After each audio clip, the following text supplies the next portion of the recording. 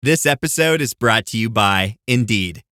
When your computer breaks, you don't wait for it to magically start working again. You fix the problem. So why wait to hire the people your company desperately needs? Use Indeed's sponsored jobs to hire top talent fast.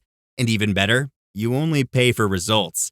There's no need to wait. Speed up your hiring with a $75 sponsored job credit at Indeed.com/podcast. Terms and conditions apply. Hey, it's Ryan Reynolds here from Mint Mobile. Now, I was looking for fun ways to tell you that Mint's offer of unlimited premium wireless for $15 a month is back. So I thought it would be fun if we made $15 bills. But it turns out that's very illegal. So there goes my big idea for the commercial. Give it a try at mintmobile.com/switch. Upfront payment of $45 for 3-month plan, equivalent to $15 per month required. New customer offer for first 3 months only. Speed slow after 35 gigabytes if network's busy. Taxes and fees extra. See mintmobile.com.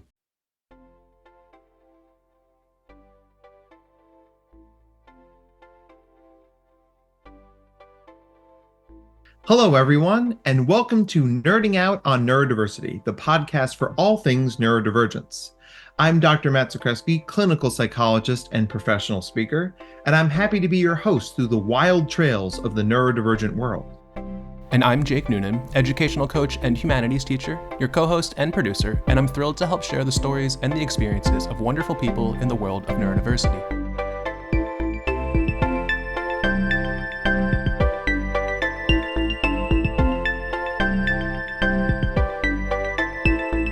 We're really excited for today's guest, which we are going to say a lot because we're always really excited about every guest we get. So let's get into it.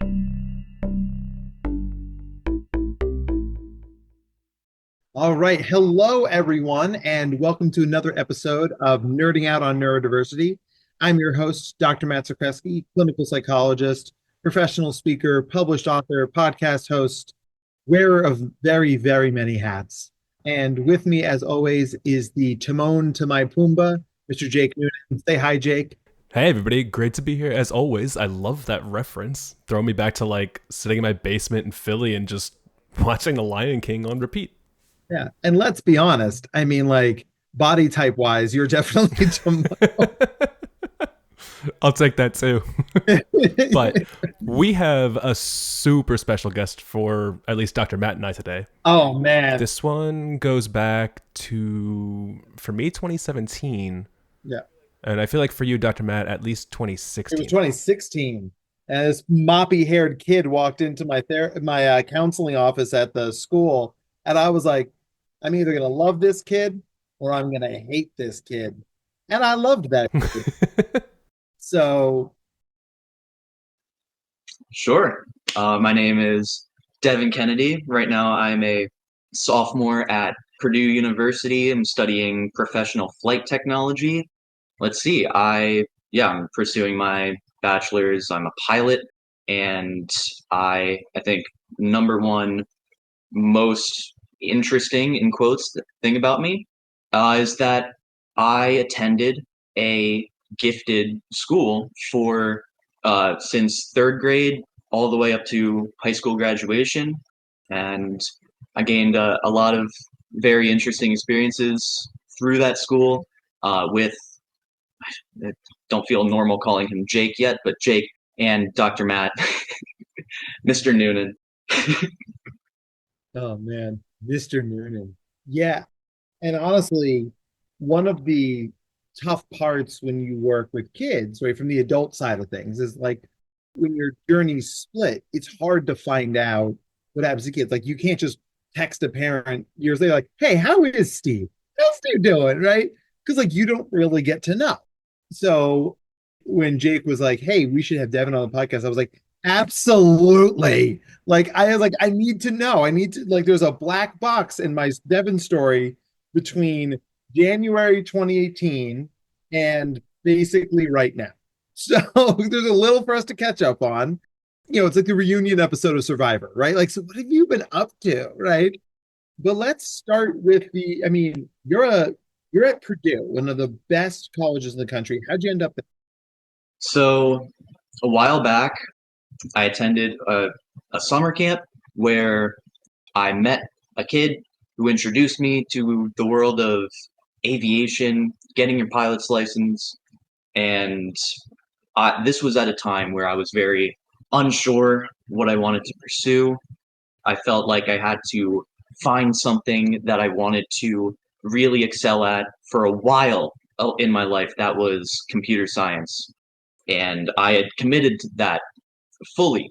I was fully expecting to go to school for computer science, get a programming job, and sit at my desk coding 8 hours a day, 5 days a week for the rest of my life. And then I thought about that. Didn't sound fun. And I started trying to get my pilot's license. I ended up doing that successfully, paid for it all with a few jobs through my senior year of high school. And by the end, I fully decided I want to find the best school I can go to for aviation, for becoming an airline pilot. I want to do something outside of this box. I want to really explore. And it was a scary commitment because that was a commitment in the last 2 years of my high school that I made. And you can't transfer your skills from a aviation degree where you're specifically learning to become a pilot to many other jobs like many other bachelor's degrees offer. So I committed myself. I wanted to find the best school for aviation. I met a lot of people at home that were from Purdue.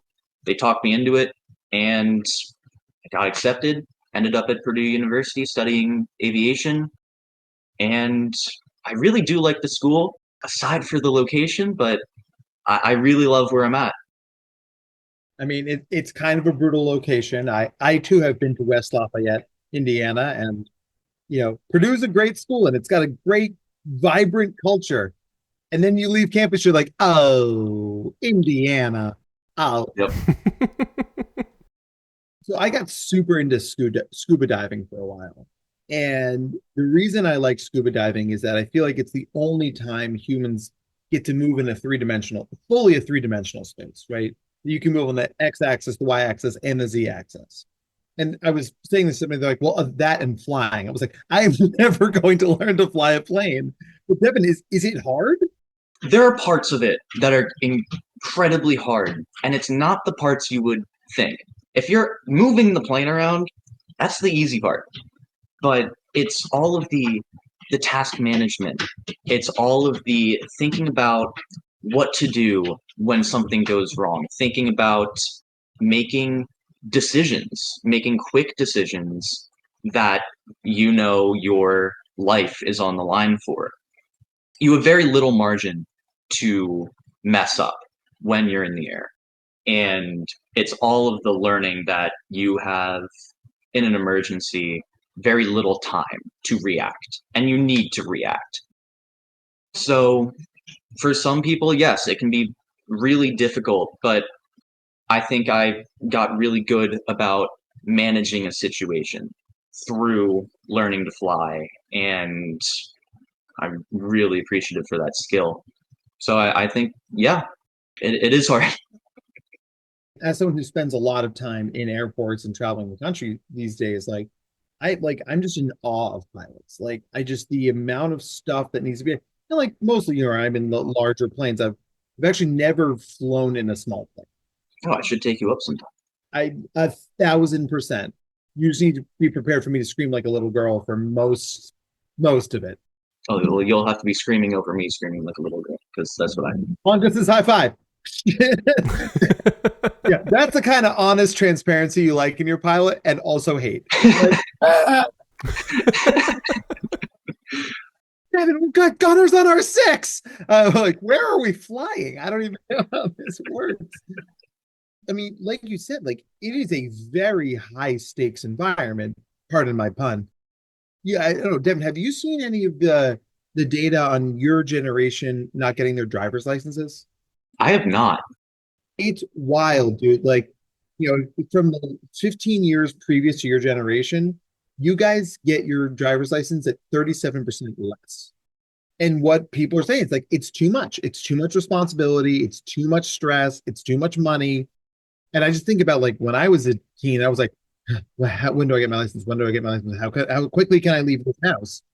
And like you're doing that at a much more difficult thing and a much more specialized thing. I mean, the appeal to you is what is it the freedom? Is it the challenge? Is it we're all pretending to shoot down some TIE fighters here? What's the what sparks it for you?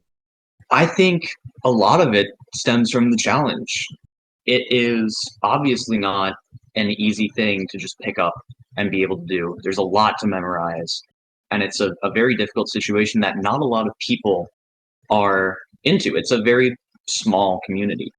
And because of that, I really like to challenge myself with problems. That's why I was into computer science for so long. I wanted to give myself problems that I could try to solve. And it's more procedural when you're flying, but I really, really, really, really, really enjoy giving myself new challenges and pushing myself to complete new tasks.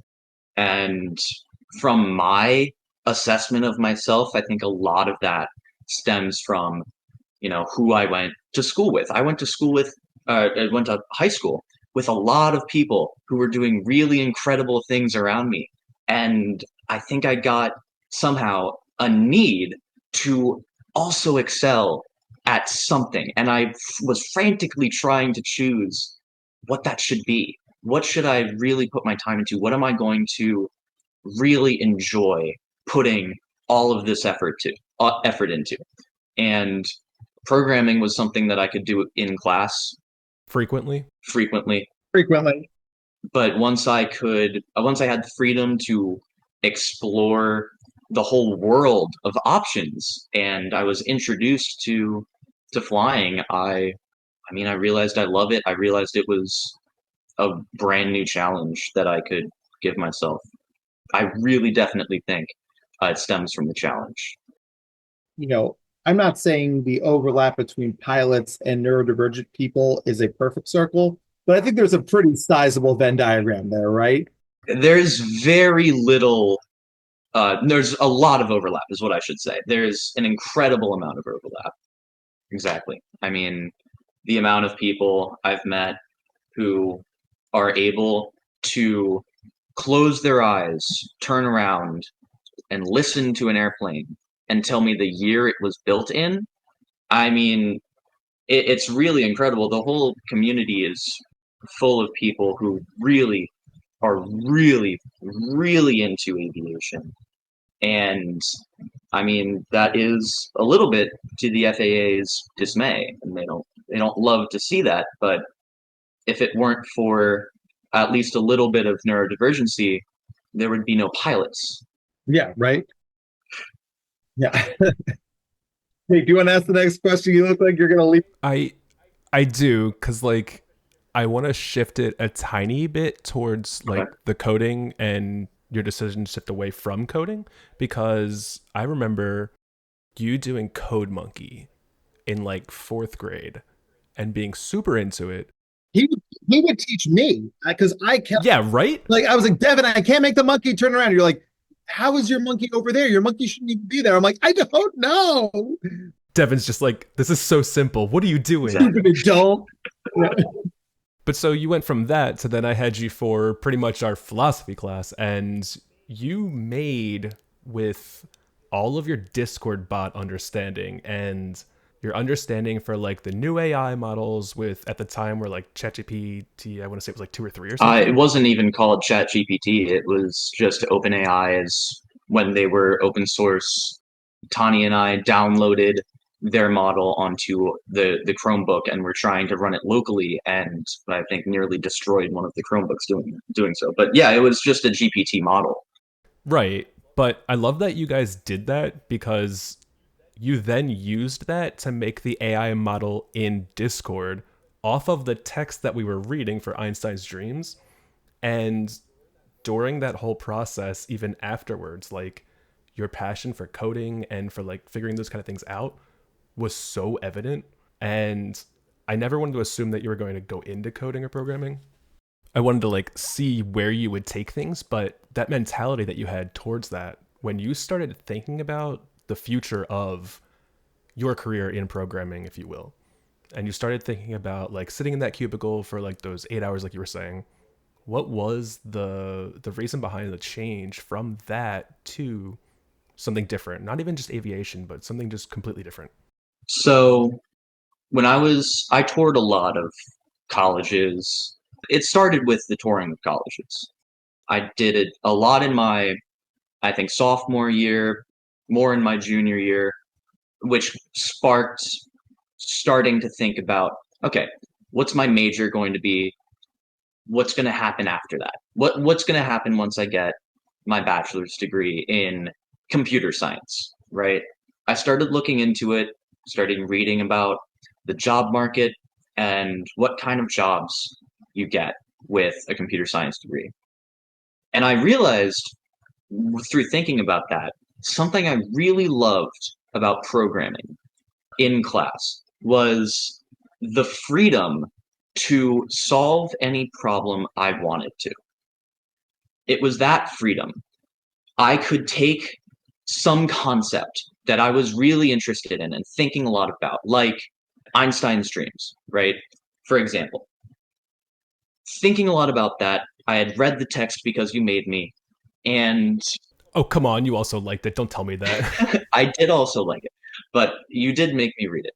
And I was thinking a lot about it, and I wanted to incorporate that and create some kind of computer science problem out of it. And I could also stop when I wanted to. That freedom doesn't exist in a job. In a job, I would be writing tests for an app that flies a pizza on a drone to your doorstep, and I would be testing the messaging feature from the user to the drone company, right? It would be something stupid like that, and that would be a whole month of my life, right? Thinking about that put me off of coding entirely.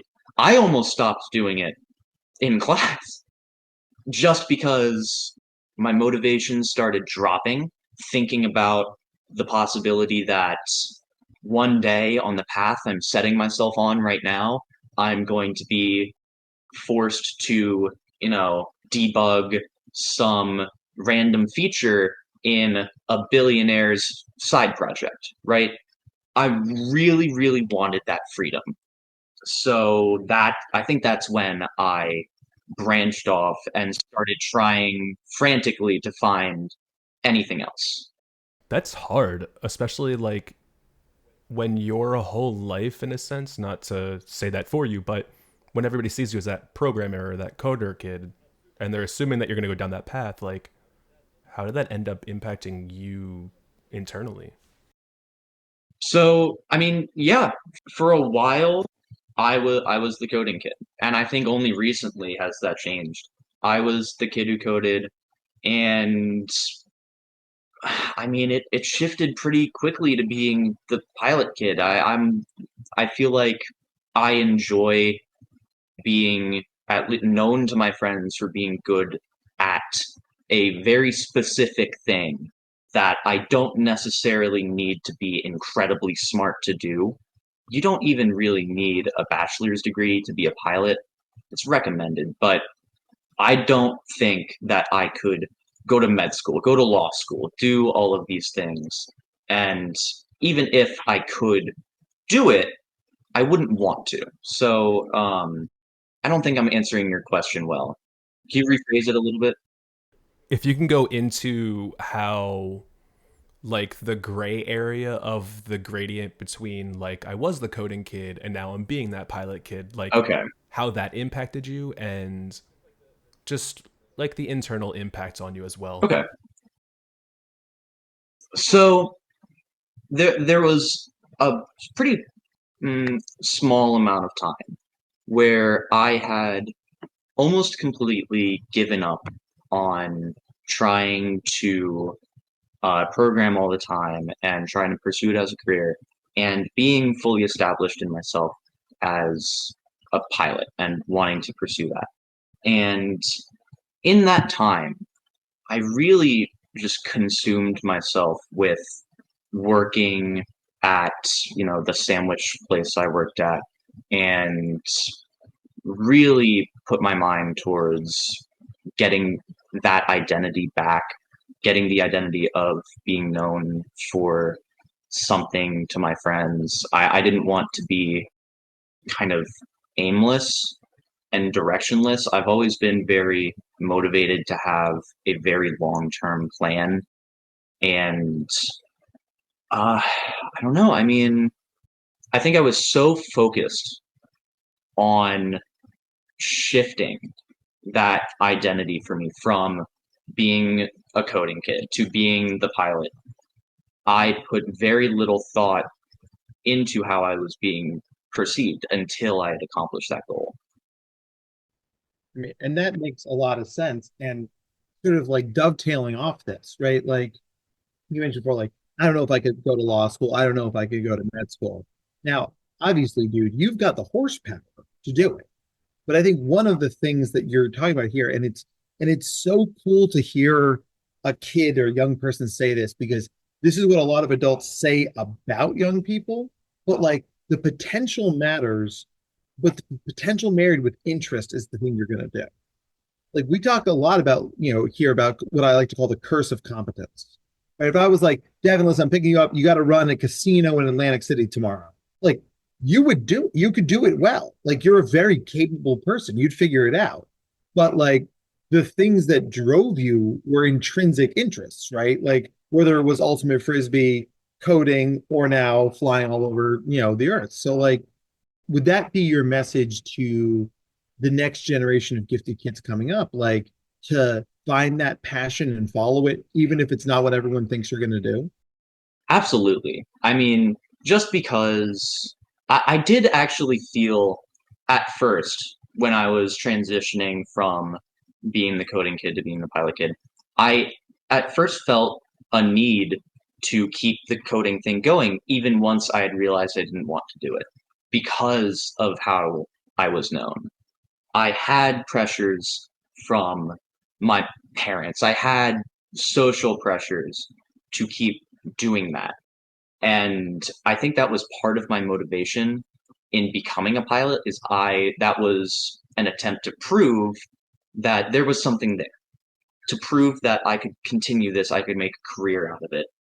And obviously it's a very secure career once you get there, but it's very not secure starting out. It takes a lot of money and time.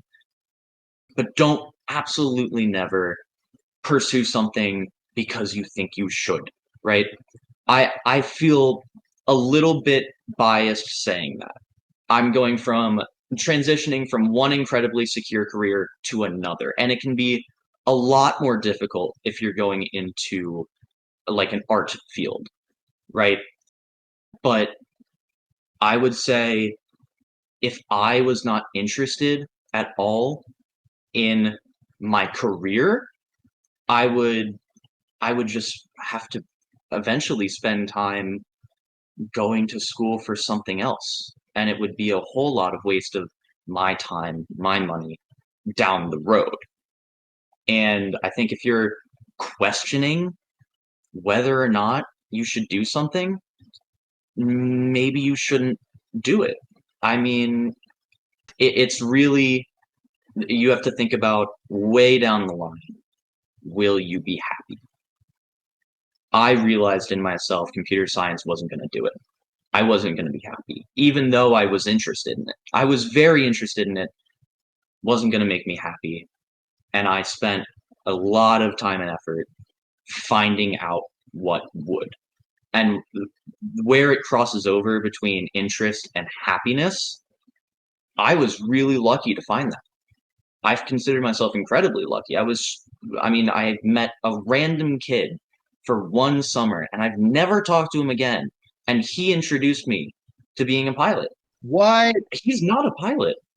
What? Wait, this. Do you remember his name? Yeah, I do. I follow him on social media. Okay. I could reach out to him right now, but And I should, but We'll tag him to put the pressure on you. yeah, absolutely. Yeah. And that's when the podcast becomes like one of those awful daytime talk shows where like, he's actually here with us right now, Devin. It's like, why haven't you kept in touch? Exactly. Yeah. Actively sobbing, you know?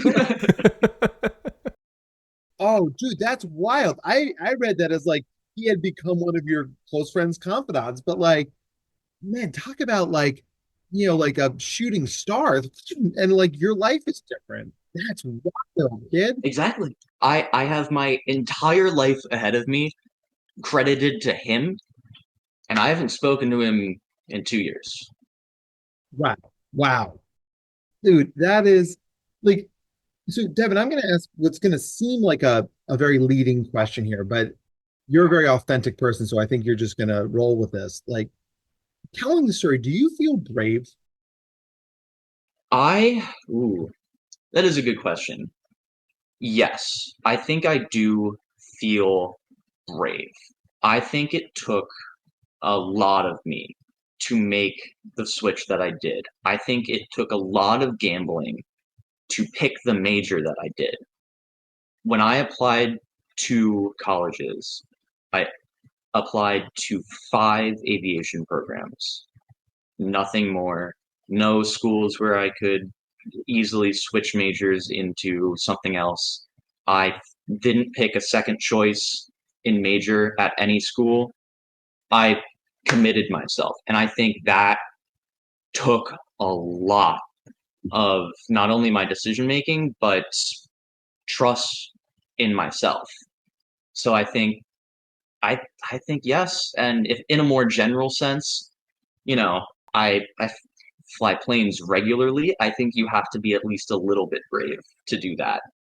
I think at the risk of sounding too egotistical, yes. What a beautiful and vulnerable answer, right? Because like we get all this messaging, right? Like, be brave, but don't say you're brave. Why? Dude, you upended your life in high school to chase a dream. That is really freaking brave.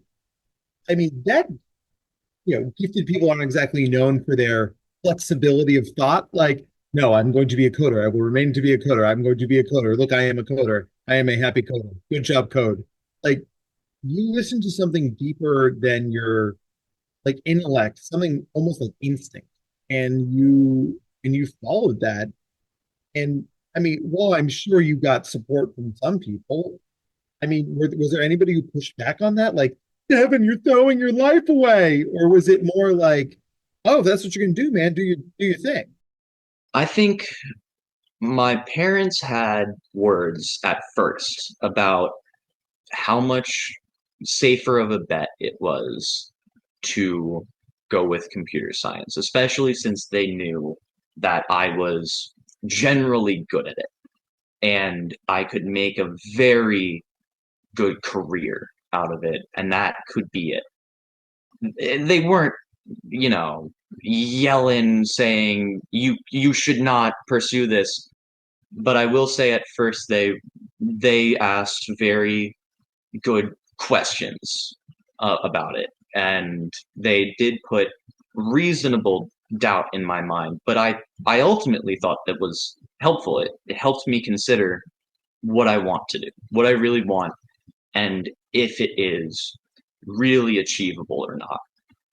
But I wouldn't say I had anyone, you know, actively pulling me back. But obviously, my parents weren't going to pay for my flight school. I worked 2 jobs in high school, one at the flight school to get a discounted rate to pay for all of it. I think it totaled out. I spent probably $14,000 on flight school. And towards the end of flight school, my parents were ultimately really supportive about it. And I'm very appreciative of them for that. And they did help me cross the finish line. And then there was more doubt once it was turning into my career. But at that point, I had thought, okay, I really enjoy this. Let me make it my career. I was thinking about all of that initial flight training in high school as the investment. this is going to be the investment for ultimately college, the second investment. But yeah, I think I've had pretty much nothing but support and fair questions. Hmm. Wow, support and fair question. Parents can weaponize those questions, right? Like, oh, gee, Devin, are you sure you want to throw your life away? Like, how the hell am I supposed to answer that question? Oh my gosh, fair questions. I like that. Like, challenge me, engage me, don't patronize me or undercut me. I like that. All right. So, Jake, as Devin's former teacher, did you see this change in him back then? Going from coding to specifically aviation? More like Devin as a person who can follow his passions, if that took him outside the path we all thought he was going to go in. Oh my God, like 1,000,000,000% over. I always think back to like specific like events as a teacher, and Devin taking over class after watching a short film is definitely one of them. The egg. Devin, do you want to talk about that for a second? About the egg? Yes. I think Story. so. I'm still Jake. Can I call you Jake? Yeah, weird. Have we gotten it's there? fine, whatever. Okay. Yes, I've known you for way too long at this point. No, I'll call you Mr. Noonan. So Mr. Noonan, That feels weird though. nothing is right. It's like the beginning of Spider-Man, the most recent Spider-Man movie where he's like, we were talking to Doctor Strange and he's like, well, Spider-Man, we saved the universe together. I'm pretty sure you can call me Steve. And he's like, okay, Steve. He's like, that's weird. Yeah. We'll go back. You don't not look like Tom Holland. Yeah. I've heard that before. I resemble his likeness, right? I have better hair, but There we go. We won't tell him. I'm sure he'd be furious. But okay, egg story. Not about eggs, but you assigned. I think we were supposed to read it. I watched it. A short story written by someone who I don't remember. Andy Wire. Andy I Wire. love Andy Wire. About the lives lived by every human and how that is all really just a baby god becoming a full god, and we're all just portions of this greater being in a greater universe. And I loved that idea so much at the time that I think I wouldn't shut up about it for 45 minutes. Pretty much. I specifically remember as I was doing that, one other student kept trying to make their point and also just make it a discussion, and I don't remember letting that happen. You didn't. Yeah, I did not. I kept talking. You took over the entire class in the absolute best way. I remember making diagrams of something. I was drawing on the double whiteboard that we had all across the wall. Oh yeah, multicolored, going all over the place. That was a really great discussion. I say discussion. I was lecture. I was the teacher for that class. Monologue. Yeah, you were. Yes. But like that moment for me as a teacher, at least, like, not just that I love those kind of moments in general, but I'll always throw it over to students when that stuff happens. But seeing your passion there and knowing that it had nothing to do with coding, nothing to do with programming, nothing to do with like STEM stuff, that's when I was like, Devin it doesn't matter what the topic is, what the thing is, or where it is. You can do whatever it is. You can go anywhere. You can be realistically anything you want to be. You have the passion. It's just whatever the interest is, whatever sparks it. It just was something I realized in myself is I can have that level of passion about a lot of different things. It just has to catch my eye. It has to reel me in first, and then I'm there. And then I'll do anything. But I remember specifically in chemistry class, I did a lot of sleeping.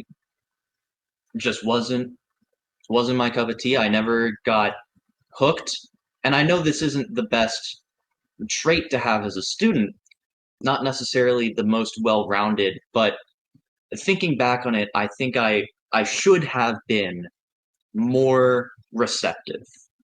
And that was a flaw in my learning, is that I was generally closed off unless I could be convinced otherwise. And some teachers really accomplished that, and other teachers did not. I will say in middle school, I was not a fan of the lecture format at all. It it didn't work for me. I ended up getting disconnected, and as soon as I started thinking about something else, I was gone, and there was no getting me back. But if it was more of a discussion-based class, there was more opportunity for me to be reeled in. And there was more, yeah, I'll just say opportunity for me to be reeled in and catch that passion. Dr. Matt, I'm throwing it to you this time because you look like you have a question on your mind. Well, I mean, it's Devin, it's one of those things like I just sit here and I listen to you and like I keep finding myself just watching you talk. And I'm like, you are in many ways the kid I knew, and in so many ways, like the best evolved version of that kid. Like the maturity and the insightfulness. I mean, like honestly, like I feel like a like not a dad, like but like a proud uncle. Like it's like, man, like, I played a small part in this. Dude, I just like I'm so proud of you. Like, I mean, this is the platonic ideal of a school like Grayson, is that you give kids lots of high level opportunities so they can figure out the stuff they don't want to do, and the stuff they can do, and the stuff that they do want to do. You're the version, you're what we wanted, and it's great because like you're doing that in a way that is atypical from the cliche gifted kid journey. I will go to an Ivy League school. I will be pre-med. I am going to doctor. And it's like, instead, this is an awesome thing that stretches my brain, that makes me passionate. And I mean, dude, the sweat equity you put into that, damn. Working 2 jobs in high school to pay for that. I mean, that's some pretty heavy lifting then. So like, where do you think that grit comes from? Like, because all this change, right? All this evolution you've gone through, it didn't come from nothing. So where does this grit come from? Like, do you think you had it? Do you think you built it? I I think that I have always been at least a little bit motivated in my own self-interest, right?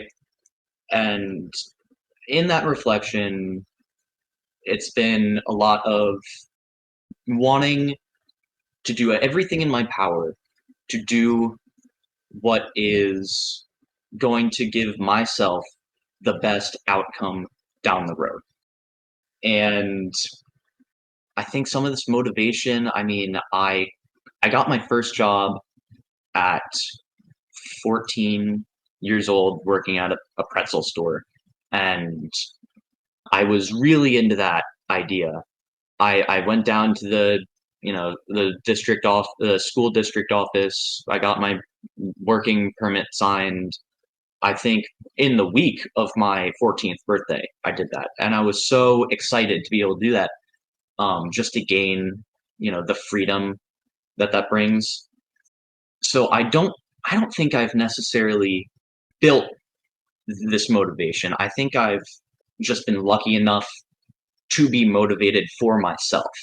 And I know a lot of people who aren't, and I can't wrap my head around how that works. And I don't think I'll be able to understand that. I have been lucky enough, however, to have my best interests in mind, and and a willingness to do whatever it's going to take to achieve that. A lot of kids can stand to learn from you. That's for sure. All right, now you've listened to an episode, so you know that we're going to ask you our wrap-up questions, but I'm gonna zig a little bit because this is a very special episode. A very special episode. So, Devin, of all the acting jobs you had, which one was your favorite? Oh, I'm gonna bury the lead. I was like, you know what? okay. Because we can link to them in the show notes. The picture of your face driving up to the Philadelphia Zoo lives rent-free in my head. My answer for that is pretty specific, and I have a good reason for it. Of that. There has been an aquarium in Camden, New Jersey that is putting me through college currently because they refuse to stop breaking the law. I think this must have been when I was 10 or younger, I did an ad for this aquarium. And it was a very specific contract. I did it with, it was me, this younger girl, and two fake parents. We shot the ad, took a day, never thought about it again until that younger girl took acting really seriously and took modeling really seriously. And her mom ended up being her agent, and she has lawyers and everything. And they ended up realizing that that aquarium kept reusing that footage outside of the contract. They broke the contract. Her lawyers sued the aquarium, got money, and then they just deposited money into my bank account or cut us a check, I think. That's the dream. And we have gotten a check from them every like 2 years. It's a new lawsuit every time, every 2 years or something since I was 10. And so I think that was probably one of my favorite, just for that reason. Yeah, I think I'll go with that. Yeah. That's a much better story than the Philadelphia Zoo ad. And it's funny because, like, when you're a mental health professional and you know somebody from a school, my relationship with you, at least back then, had to be sort of very much like horned up. And I remember we had people over to the house when I was working at Grayson, and that commercial came on, and I was like, oh, and people were like, what? I was like, I just love the zoo. And my wife was like, you are the worst liar. I was like, me lying? No, acting. Well, I mean, you are just full of awesome stories, Devin. And take that, it's Adventure Aquarium now, I think. Hey, thanks for paying for Devin's college, guys. Good job. All right. Well, let's get to our wrap-up question. Jake, do you want to take the first one? Yeah, absolutely. So, Devin, what's your favorite word and why? My favorite word. I will be honest real quick, if this can be. Did you forget words? I did forget. I forgot words. But I also forgot the wrap-up question. So these are new to me. So I always have a hard time with favorite questions. Top 3. If that helps. I think one of my favorite words is the word however. If you ran a word counter through all of the essays I've ever written, the word however probably takes spot number 1. I've used that word, I assume, the most, because I always have some sort of counterpoint. I try not to contradict myself, but I love setting up a sentence and redirecting. I think however is very useful for me, and I really like it. There you go. However is my answer. The writer in me is so happy from that. And that just gave me this like time travel sense memory. Walking by the lunchroom back when we were in the church basement, and like going over to your table and be like, hey guys, anybody know where a gifted kid gets their water? And everyone stared at me blankly, but you were like, oh, from a well, actually, which is kind of like however. So, it's a very gifted kid favorite word. Like, I had it and I snatched it away. That was very in like, oh my God, and like Logan. Oh geez, I'm gonna okay, this is gonna turn into a graduation episode. I'm gonna cry. Like, don't play the vitamin C song, all right? Like, no, I'm gonna just throw one episode at you one time with like 20 past kids and just you. hey, That'll be the graduation episode. hey, feel free to edit this out, but fuck you. He's not gonna edit that out. Nope, I am not. Well, yeah, see, that's what you get. It's not all nice. That's fine. That's fine. All right. Well, Devin, I don't know if my question is going to be any easier, but if you could have any superhero on speed dial, who would it be and why? Just making sure you do know what speed dial is, right? Oh my God. I do know what speed dial is. I've heard of it. Okay. We don't need the ancient technology anymore. But we'll use an abacus. Dial-up modem. Any superhero, just any superhero in general in the world. Yeah. You put the call out, they'd come. Okay. That is a really difficult question. There's so many. Is it okay if I have really long pauses that you can shorten down? Okay. I'll put like 5 minutes of blank space for you. Yeah, no, that's perfect. That's just what I need. That's how you really goose the listening numbers. Make them wait for it, right? What's his answer? Oh my gosh. See, I think this is my problem with favorite questions is I keep trying to find the perfect answer when I could just make something work instead. I keep wanting to say, I wish I could name a superhero that does this, but a superhero that could stop time. I don't know any of it off the top of my head. That's come up recently. That's funny. Mm-hmm. Like, let's say this hypothetical superhero that could stop time. Sometimes I really like to just overthink a situation. And, the time does not always allow for that to happen. And if I could allow myself to overthink something, get burnt out, forget about it for a while, and then come back to it without wasting a week, that would be perfect. And I think that goes really nicely with now being a pilot, is that you don't get the luxury of being able to do that while the plane is moving, because the plane can't stop moving and you need to land it. You can't stop, you can't think, you can't do any of that. So I've been, getting better about it, more in the sky, but every once in a while, I would love to stop time entirely and just let myself completely overanalyze and ruin a situation. I mean, so you really could go in one of two different directions. You go like something like the Flash, where you can go so fast it's like time has stopped, or you could be like Dr. Manhattan. If you wanted to go like Watchmen style and like literally be able to manipulate the space-time fabric of the universe.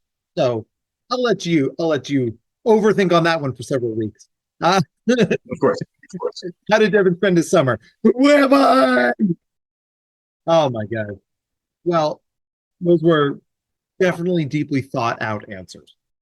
So Devin, this is when we pass the mic back to you. And, as a, just an awesome human being, but someone who's like proof positive that this concept works, like what would you tell our listeners? What do you want them to hear from you? Okay, let's see.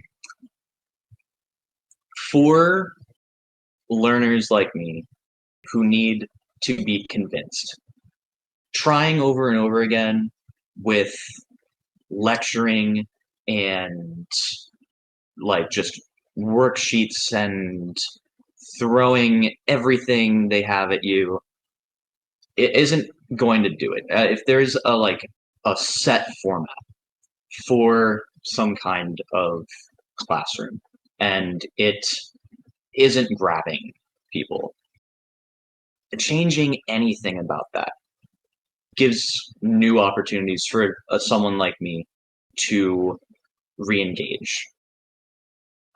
Something I've noticed with myself is that once I've been convinced that this is how it will go, and if I haven't been grabbed, I'm lost and I'm gone, and it's going to take a change in anything, really. A change in the schedule, a change in the format to, re-engage that.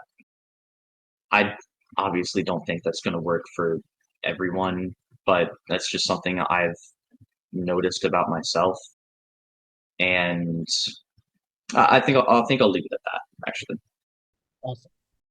So to the parents of gifted kids listening to this, listen to our kids, right? Like Devin is telling you the secret sauce, the stuff that's under there. And to the teachers who listen to this, makes me think of that old line. If you tried to teach a kid 10 ways and the kid isn't learning, perhaps it is not the child that is a slow learner, right? Adults can be very rigid and stuck in their ways. And we give kids lots of pathways and bites of the apple, they'll get where they need to go. All we have to get out of them. Evan, you're a delight. I'm thrilled to meet you again in this phase of your life. I am, like I said before, genuinely proud of you. You're doing amazing stuff. And, I always knew I would say I knew him when, granted, because I thought you'd be starring at a cult classic FXX series, like the weird roommate guy. But Flying Pains is really cool too. 2 thumbs up there. It's so great to connect with you, man. And thanks for telling your story because it's going to help a lot of people. All right. So all of us here at Nerding Out on Neurodiversity, I'm Dr. Matt Zakreski. Saying goodbye. Jake, here to send us out any parting words of wisdom. Ooh, parting words of wisdom from me. I'm going to go off of what Devin was saying and what you were just saying in teachers need to learn how to adapt. Just across the board. We're in a new world. Technology is completely different. You can just Google things. It's that simple. Yeah, right. Less sage on the stage, more guide on the side, right? Absolutely. And if you're helping someone learn to fly the plane and the plane stalls out, then you can grab the damn yoke. Right? You say yoke? Is that what it is? Right? Did I get that right? Yeah. All right. I looked up plane terms. I'm very proud of myself. So, our role is not dead, but it has to evolve. And Devin's a great example of what happens when we evolve. All right. Well, then that's our parting wisdom. Thank you for trusting us with your time, and we'll see you around soon. Take care. Nerding Out on Neurodiversity is brought to you by Dr. Matt Zakreski and the team at the Neurodiversity Collective. To learn more about the Neurodiversity Collective or to be a guest on the podcast, please visit our website at www.theneurodiversitycollective.com/podcast. Audio and production by Jake Noonan. Show your support by subscribing, leaving a 5-star review, and telling your friends about us. Our Instagram and social media handles are at #NoonPodcast, NOON podcast. Your support is appreciated and keeps us going. All discussions presented on this podcast are strictly for informational purposes, awareness, and understanding. The advice presented is not and should not be considered to be therapeutic in nature. If you have any mental health questions, please contact your provider. All rights reserved.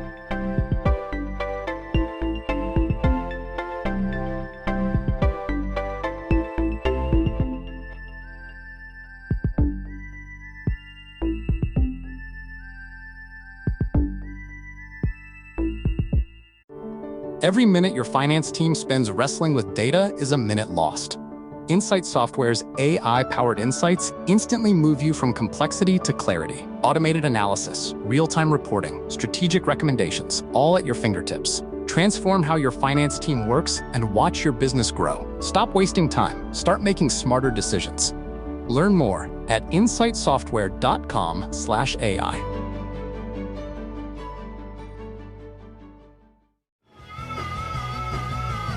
You're listening to the Geekscape Network.